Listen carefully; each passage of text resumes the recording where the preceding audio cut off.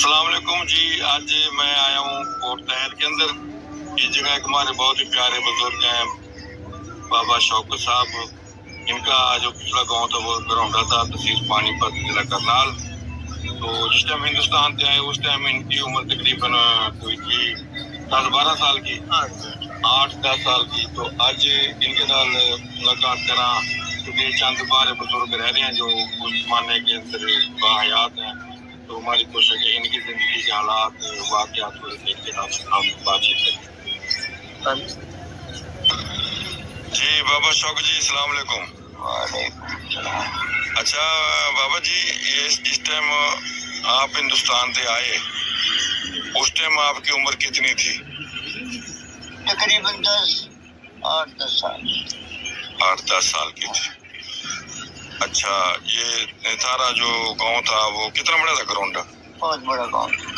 अच्छा, और गांव था, यादगार भी वहाँ थी मुगलों की बनाई गई। गरौंडे के दरवाजे में सो रहा है। अच्छा सब कुछ हो रहा है। अच्छा, मतलब तगड़ा गांव था। हाँ। तो कदे दिल करा जानो उधर की ख्वाहिश हुई हो कभी, या जाके आए होंगे? नहीं, दिल तो बेचारा करा, गए भी हैं हिंदुस्तान में अपने रिश्तेदारों में, जिला मेरठ, मुजफ्फरनगर, सहारनपुर, 3 जिलों में रिश्तेदार जाते हैं। अच्छा, कौन से कौन? वही करी। अच्छा, आपकी शादी उधर हुई है? अच्छा, मतलब अपनी कुछ लोग बैठे हैं उस जगह अपने बिरादरी के भाई रिश्तेदार बैठे, मामे नाने सारे। ठीक हो। वो भी कदे आए इधर? हाँ आया, सारा भी आया, और संडो भी आया, संडो का बाप भी आया। ठीक ठीक। तो ये किस तरह हालात हैं, किस तरह लगा पाकिस्तान के अंदर आना, आजादी जो मिली है, क्या कहूँगे?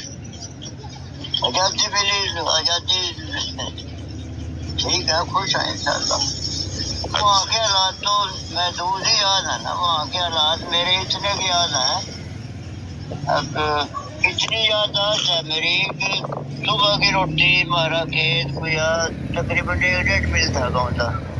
अच्छा, सुबह की रोटी में मतलब अपने 2 जोड़े थे हमारे, मतलब उनकी रोटी में खेत में ले जा करूँगा। वो अभी मेरे याद है, वो जो सी डंडी पर जाया करूँ था ना मैं, वो अभी मेरी आंखों के सामने आज तक नक्शा जो याद है। अपने घर का नक्शा, अपने ग्वाड़ का नक्शा, अपने मतलब गली, और पूरे गाँव का याद कोई नहीं, न फिरे न गए। अच्छा, कितने भाई थे तुम? मैं तो कल ही हूँ। अच्छा, कल